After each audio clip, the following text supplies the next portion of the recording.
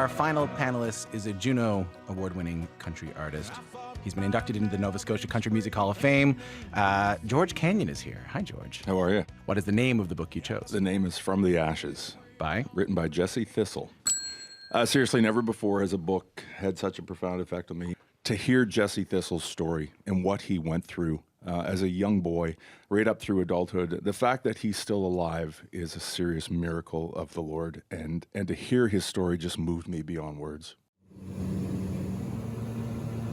Well, this morning's DJ for the day on Labrador Morning is a very, very special guest. We are so proud to welcome author Jesse Thistle to Labrador.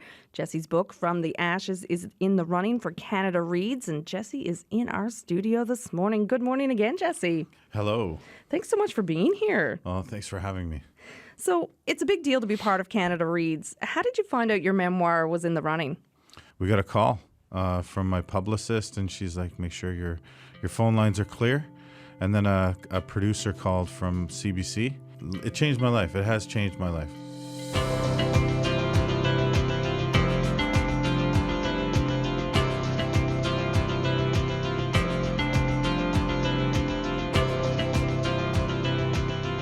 I like to take the reader and just drop them in the water, kind of like throw them in the ocean and make them swim. You are that uncle.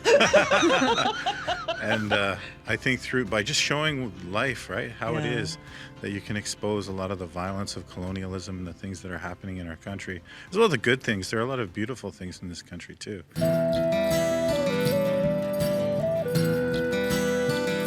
I'm from northern Saskatchewan. The road allowance is around Debden. That's where my family's from. I was born in Prince Albert.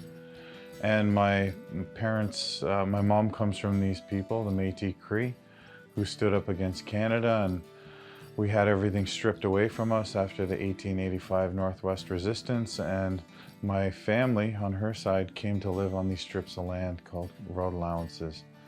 They're public land that basically nobody wanted in the face of settlement. My dad is from Weston, Ontario. He was kind of an outlaw in Toronto or whatever, breaking the law, and he fled to escape the law, and he went as far away as he could from the law. Where it was the road allowances in northern Saskatchewan, and he met my mom, and they had kids. And so my mom and dad kind of were a doomed couple from the beginning. He had addiction issues, and he wasn't the kindest man to my mother, and no one was there to support them, and they had 3 young kids, my brother Josh, my brother Jerry, and me. By the time I was 3 years old, all this trauma that my family had on my mom's side, it frayed all the edges of the cohesiveness of my family, and it fell apart. My dad took us, me and my brothers, to go out east with his family. He kept leaving us alone in the apartment, and one of the neighbors noticed what he was doing. He was going out looking for drugs and whatnot, and they took us into CAS. We went through the system for a little while, and then we ended up at my grandparents' house. When they raised us without any sense of ourselves and as Indigenous kids, you know. But it was clear to the other kids around me that I was Native, right? I grew to resent that side of me, and resentful of like why I was at my grandparents' house, and that led to some experimentation with drugs in my early teen years. And because I had all this competing trauma from my history and from what had happened, the way we transitioned into my grandparents' care and the loss of my mother and father at such an early age, I was ripe for addictions. It just took hold of me, right? And it cycled into serious addictions by the time I was 19, and my grandparents kicked me out, and I became essentially homeless after that.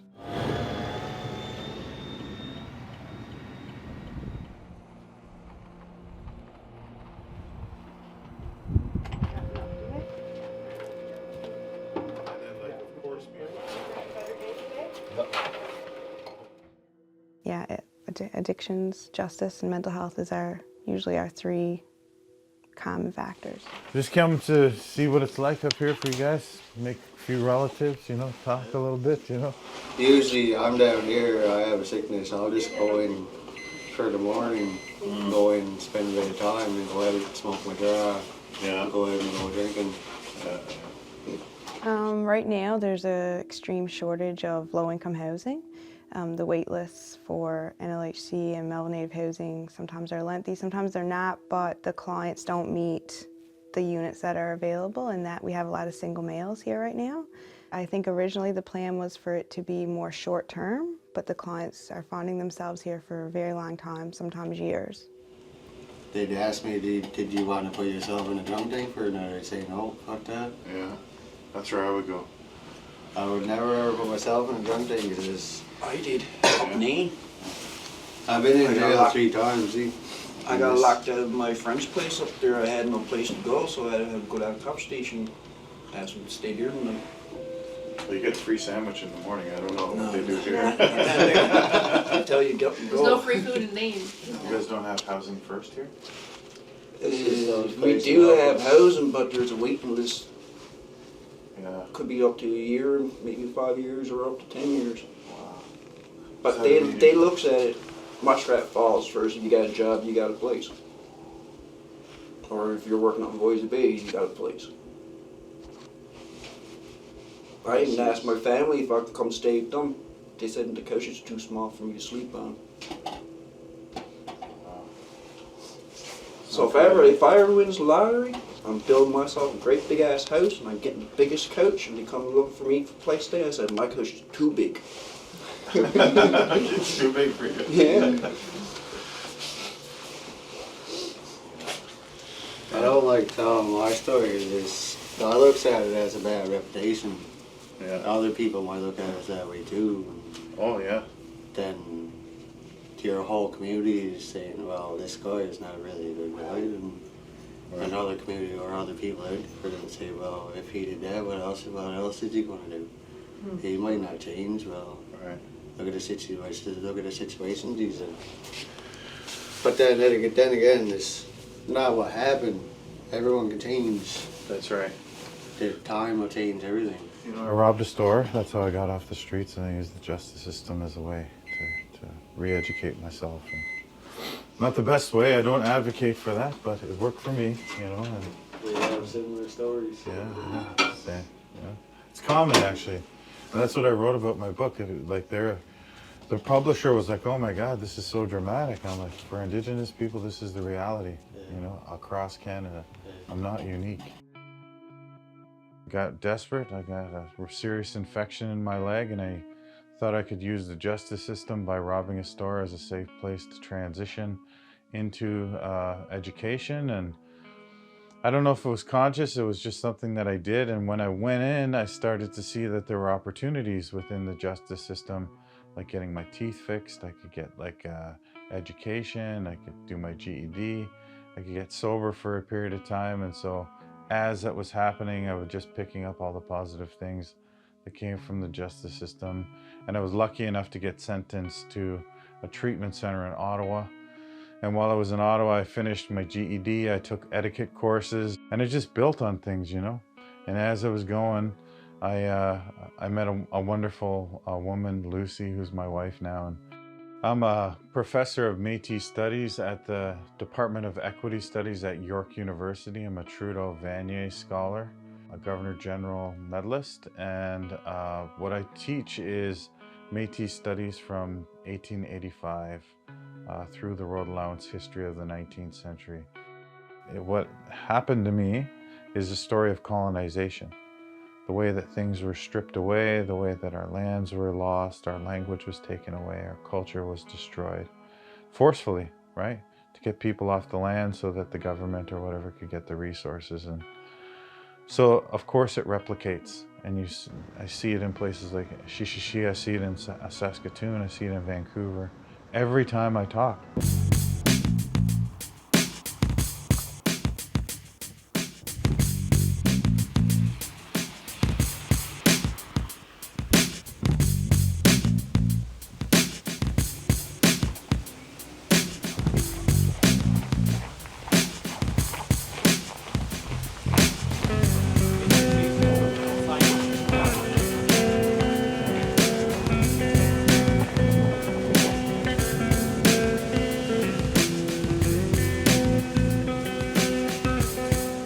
It was actually my dad that had first taught us three how to steal, and then it became part of my DNA almost, like I learned to steal. I'm still a really good thief, I just don't do it anymore. So check your wallets, yeah. Somebody gave me your book and I couldn't put it down. Like, I was just so amazed, like, this guy should be dead now. Like, and then I'd read again, and then I was like the stuff that was happening to you, I was just like, I don't know, it's scary, and then it opens your eyes, and, you know, and I found it really sad, like, and heartbreaking. But then, you know, and I was waiting for, like, waiting for something good to happen. So, and then you went to treatment, then you relapsed again, and then I was mad at you. So how many years you been quitting now? 12. 12? Yeah. Do you still feel like you still want to be doing it? Oh yeah, all the time. Yeah. Every day. My kids and my grandchildren, they're adults now, right? And when they're not home, I'm worried about them. I can't sleep. I gotta phone somebody if they're there or something. And then sometimes the ones that they're drinking, they come home 5 o'clock in the morning, and I'm still up waiting for them. He's now 40 years old, and I'm still worried. He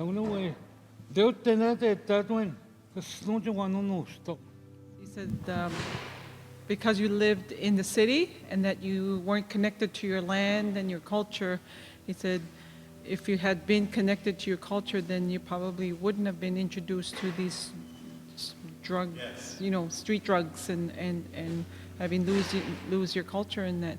And he said, when we go back to the land to get healing, so that's what he was talking about. You know, if you had spent time with your parents out on the land, or your grandparents out on the land, and then things might have been different, he said. Look at like intergenerational trauma in our families, and I see things like addiction and even diabetes is like comes from that, you know. It stems to the way that so much was taken from Indigenous peoples over time. Loss of connection to land, loss of our traditional diet led to things like diabetes, loss of our worldview. We lost everything. I dare say that we lost everything. Our community, the government took everything for us, like Muskrat Falls. They destroyed everything. The primary addiction right now is the cocaine. Cocaine has raised a lot of concerns in the community, and there's a lot of dealers out there that are selling, and you know, there's younger kids that do it now. It's easy to get around here, and there's a lot of people who sells it, and there's a lot of people that has more money, more, you know, there's more vehicles, easy transportation to go to Goose Bay, and I'm not using Goose Bay as a bad place, but you know, that's where it's coming from. You know, where else would they get it? Before cocaine, you know, the big issue was alcohol at first. There's a lot of touchy subjects, you know, when it comes to history with Innu people to coming nomadic into being settled into the community of Sesashe. We'll start from the elders, because you know, and colonization, right?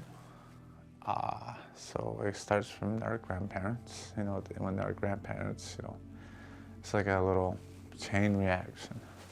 So our great-grandparents were introduced, you know, they were settled here in the community, you know, and they were introduced with alcohol. A lot of grandparents were drinking, you know, and they had fun, you know, drink, you know, and get drunk. You know, having fun and drinking and getting drunk, you know, came with consequences. You know, a lot of kids were abused. Some of the kids died in a house fire.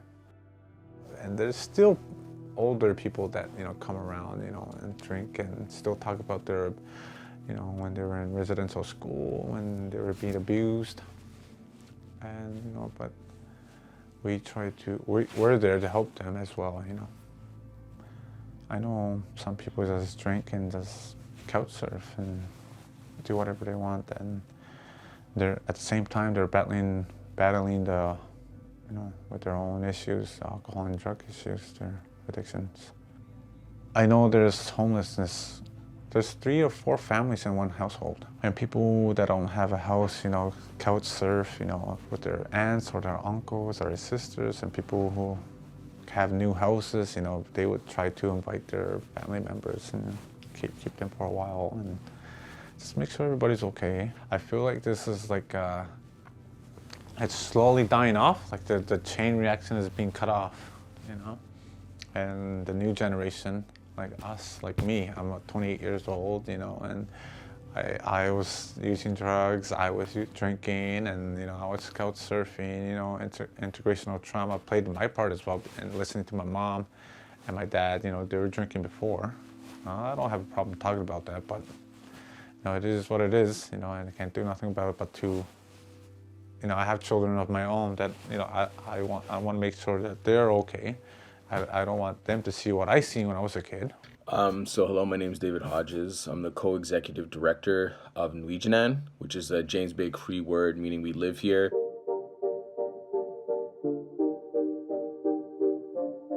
The organization was established in 2015 to weave creative networks of support for Indigenous youth. Do you see it's hard when there's nothing to do? People drown in the dark, so I'm running to you. We offer several customizable programs that seek to collaborate with Indigenous communities to fulfill the immediate need for a spark or a change of narrative through the arts. But then we also look at how we can build sustainable programs locally by building out strategies and working with communities to support local development, self-determination, and autonomy so that these programs can sustain themselves without our organization.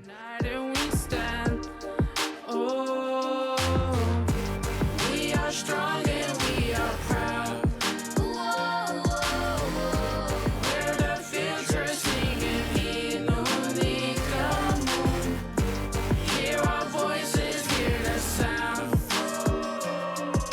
Art is a great access point to really have discussions about all of the different aspects and potential that a young person has, all the different seeds. It's not just like, because you're good at making music that you'll necessarily pursue a life of music, but it's like a plant, it plants a seed of wonder. I won't fake the blackness. My goal in life is that I'll grow and fight for my dreams. I'll hold them tight. I'm the man, the me when this life is hard. Teach you guys the way you.